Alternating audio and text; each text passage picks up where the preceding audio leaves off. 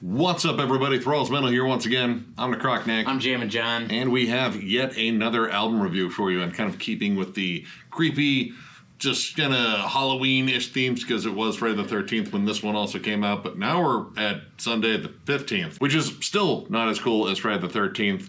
But anyway, we have more to go over, and we have a debut album here. So we're going to go over, again, the debut album from Seraphic Entombment, Sickness Particles Gleam. Again, this also comes out on the 13th of October on Everlasting Spew Records. This band formed, I don't know. It doesn't say. Their demo was in 2019, so obviously before that. Again, this is their debut album. This band is death doom, like almost kind of funeral doom in spots. Features current and former members of bands like Ectovoid, Father Befouled, Cemetery Filth, and Grave Ritual. And honestly, I kind of totally forgot about this one because, you know, there's a lot of stuff coming out on so many labels right now. It all gets jumbled up. But Jammin John kind of stayed on this one. Yeah, Tito from Everlasting Spew, that some of you may know him anyway, hit me up and said, hey, check out this band. And I said, ooh, this is kind of gross.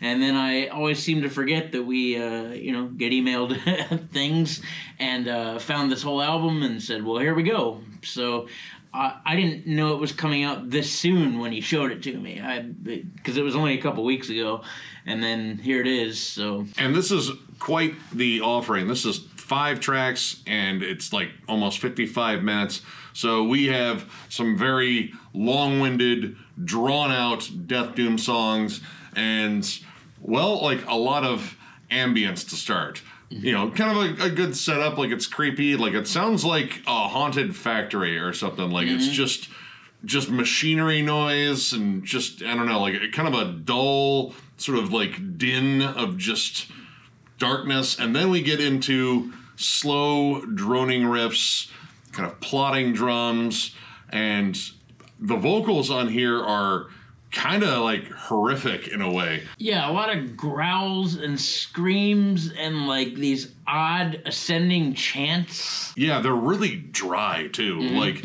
it sounds like, I don't know, like a death rattle, like kind of a gasp. Yeah. Like they're very ghastly and cold and just like kind of groaned and layered at certain points. But yeah, you do get like some chants in there, and you get like what sounds like howls at certain point, like a werewolf howling at the moon, except it's got throat cancer and it's not doing really well. The howls remind me actually a lot of the vocalist from the band Replicant. If you've ever heard that, he a lot. Very, very dry. And the guitars are thick, they're crunchy.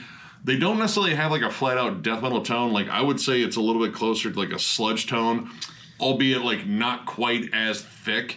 And with the bass being kind of warm behind all this, yeah, it's kind of an interesting contrast between the two sounds. Like generally I think of like, you know, death doom having like a really snarling bass behind it, but this feels kind of warm and kind of clean. It sounds like it's a bass tone from like an R&B album. And it's interesting that we just brought up this guy for his production on the Krieg album, or at least he mastered it. Dan Lowndes of Cruciamentum did the mix on this one, and honestly, I mean, it sounds pretty good. Again, levels are great. The drums have a really solid sound. Like the snare has a very natural snap to it. Pop to it, yeah. The drums almost sound like they're analog. Yeah, and the pace of this whole album is pretty slow. I mean, that's to be expected. It does get almost like funeral doom slow, especially on songs like Writhing Lungs and the last track, Quivering Majesty. Like, we're talking glacier speed. Like, it doesn't look like it's moving at all, but it is. The big droning riffs and, you know, cavernous vocals and just these slow, nasty breakdowns. I mean, yeah, that's kind of what I expect from death doom, but this is like death doom drawn out. I mean, it's not all slow. There are a couple times where the drums do speed up. There aren't really blast beats. I don't think I really latched onto that. But when they do speed it up, usually it's accompanied with a really kind of cool off-time groove. And those appear mostly in the songs Angels, Entrails, and Carried by Claws. Yeah, got on some fun drum patterns. And like for death doom, I would say the drums are actually kind of active on here. Like there's a lot of double bass work. It's not just the accented hits with the droning riffs. Like, I mean, there's definitely some of that because these songs are mostly over 10 minutes. But you got like some solid grooves. Like there's just some good double time stuff in there and some pretty clever fills too. Good cymbal accents, a lot of off kilter kind of snare hits again for Doom. So the drums do add a little bit of spice and flavor, even a little bit of syncopation if that's not typically a thing in Death Doom either, but it's not all, slow, balls out Death Doom all the time, but it is fairly prevalent on this. Yeah, and I mean, syncopation does happen in Death Doom and Funeral Doom. It's just like one kick hit and a cymbal, matching up to a droning note, and then 3 weeks later, the next note shows up. Like, bong! You got time to get a cup of coffee. And then... But I will say, despite the long droning sections, this album is pretty good with transitions. And it does transition kind of often. And I think, the last 2 tracks, again, are ones that kind of showcase cool transitions and really cool riff work. Withering Lungs, I think, is one of the riffiest songs on the album. The drums are a little bit more active. There's some cool syncopation. There's also some harmonized riffs that kind of add to the overall misery of this album. And the dynamic shifts are just bigger. They're not like a super smooth transitions. Like, ooh, wow, I didn't see that coming. They're stop on a dime down to the Death Doom breakdown. Very similar to Incantation. You get into that blast beat section for an Incantation song and you just know the Death Doom breakdown's coming in about 30 seconds. Yeah. Quivering Majesty does the same thing too. It starts off with this really cool, very explosive off-time groove, and it's faster at least for the first couple minutes. It seems like this is a more aggressive song, and then it gets into Doom, of course, and this really cool guitar feedback and isolated drum section that sets up the real Doom breakdown. And that's definitely another riffy song, and honestly, that one being 13 minutes plus, it kind of goes through a lot of different riff, changes. You get some more straight up death metal riffs on that one. You get the big droning Doom riffs, and there's some interesting atmospheric choices. And there's interesting atmospheric choices kind of all over this. This song has a section where it sounds like a couple of people are just going, but it's not like a choir chant or anything like that. It sounds like someone said open up and say, and they did for a while someone kind of growled on top of that. And there's just some weird stuff going on in terms of just extra atmosphere. Angels' Entrails.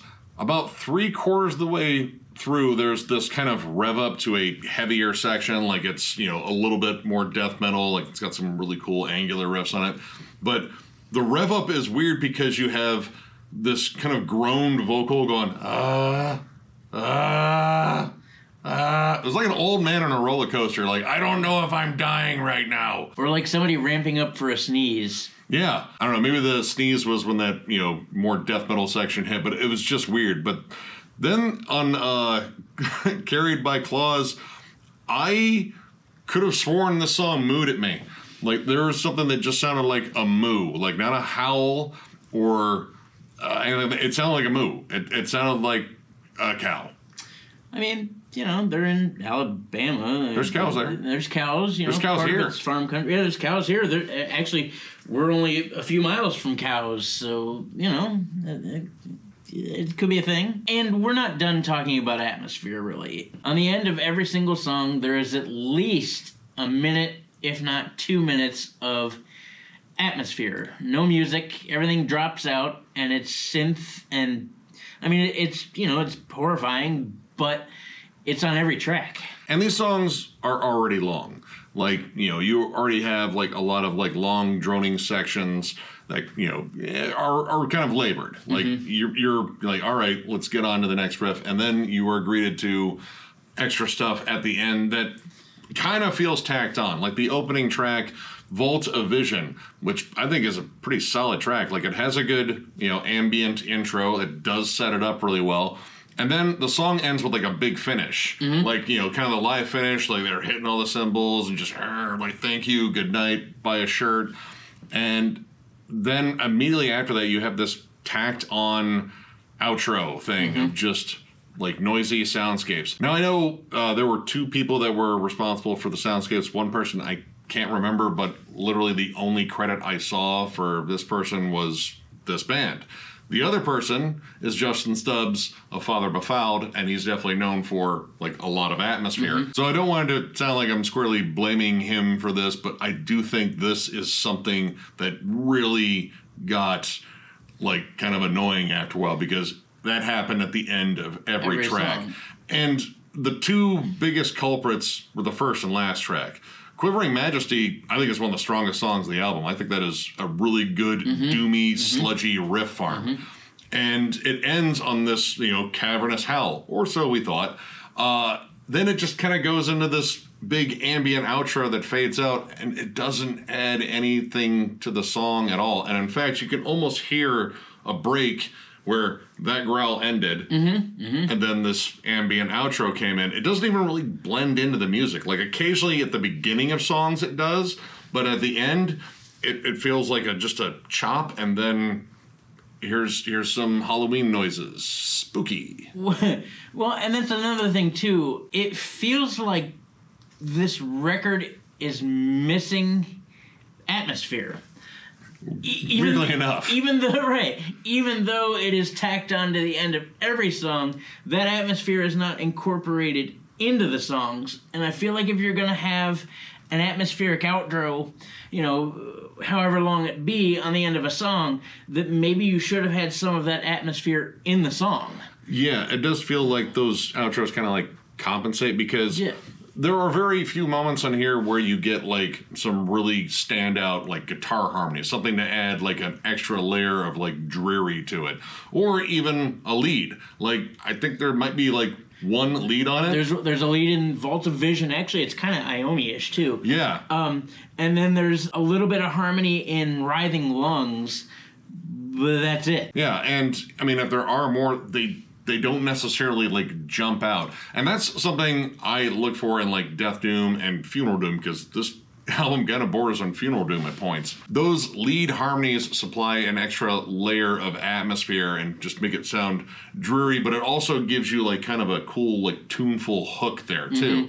And it is just kind of missing that. Like, honestly, while I do like this album, it feels like it's par-baked. Like, it wasn't quite done cooking yet, and I think there was some stuff that just needed to be added to make these songs stand out more.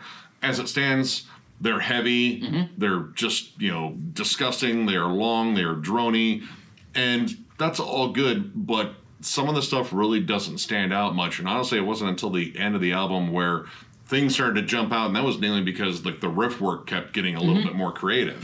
It's not void of riffs by any means. We're not saying that. And the tremolos that they do use are dark and evil sounding and sinister, but it's like it's missing a seasoning. I don't even know if it's, I'm not going to say it's missing a full course, but something that is presented like this to be as dark and as doomy as it is missing atmosphere, even though it's chock full of atmosphere. Yeah. It's just not, in my opinion, in the right place. So overall, with that being said, I'm going to give this 3 stars. It's solid. It's good. It's definitely heavy. There is a ton of groove all over this. I definitely see what they're going for. Like you said, I think they may have just pulled it out of the oven just a smidge too soon. Like, I got a hungry kid. I got to take these nuggets out now.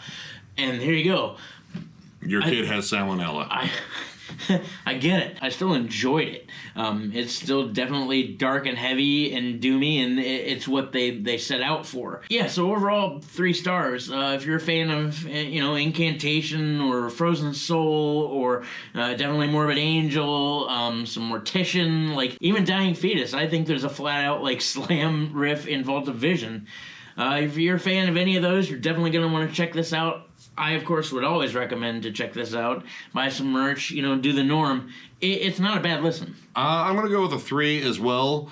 I like it. I do think it is really good. I just think it is missing a few ingredients that would make it stand out a little bit more. The songs are giant size. They have great droning riffs. There's some good death metal riffs in there, too.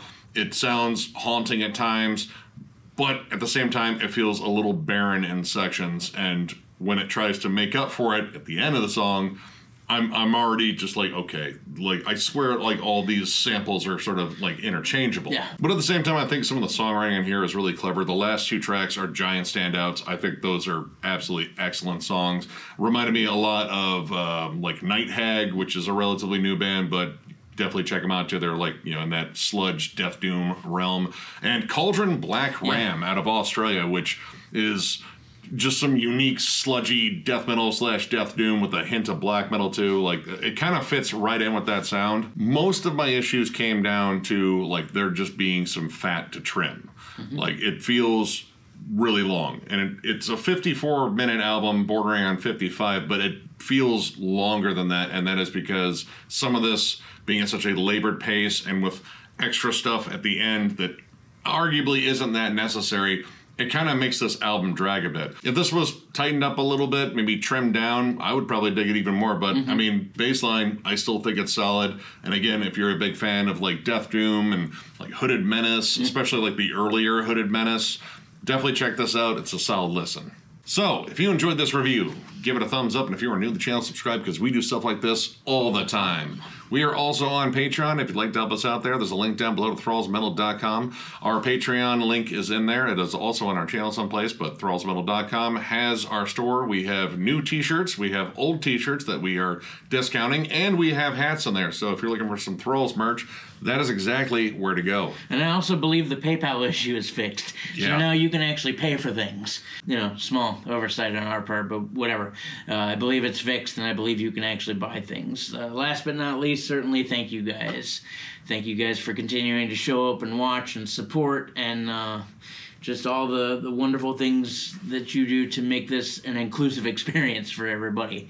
We have a blast doing this. We have tons more things coming, tons. But yeah, without you guys, it just wouldn't be as enjoyable as it is. So thank you to each and every one of you. And yeah, I'm just going to play off that as well. You guys rule. Again, plenty of stuff coming in the future. We're trying to settle dates on rankings, and we have a whole bunch of other stuff coming out as well. And again, the release schedule, there's still a lot coming out. So yeah, There's a lot. So yeah, we'll be seeing a lot of you guys. So once again, thank you all, and we will catch you later.